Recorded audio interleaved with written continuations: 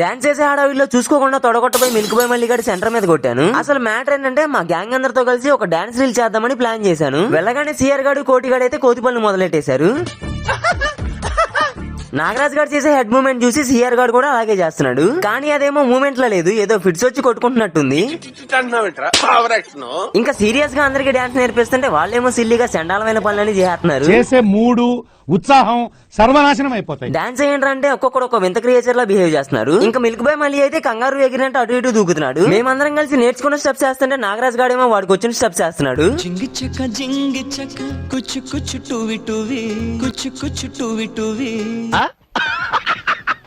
కోటిగాడైతే నువ్వు నేర్పించింది నేను చేయను, నాకు వచ్చిందే చేస్తాను చెప్పని ఇంకేదో చేస్తున్నాడు. ఇంట్రెస్ట్ పోయింది, ఎందుకంటే ప్రతి దశలోనూ పెంట పెంట చేస్తుంటే నాకు ఇంట్రెస్ట్ లేదు. కోటి గాని సిఆర్ గాని శ్రీవల్లి సాంగ్ డాన్స్ వేయమని చెప్పి వాళ్ళు చెప్పులు వదిలేసే గానీ నేను మళ్ళీ ఇక్కడ వెళ్ళి తన్నేసాం.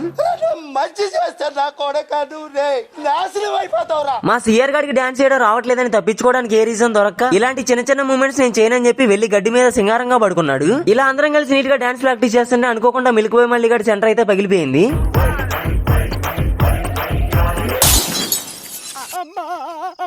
గులాబ్ జాములు కలగలాడిపోయాయిరా. దాన్ని తలుచుకుంటే నా వల్ల కావట్లేదురా తండ్రి.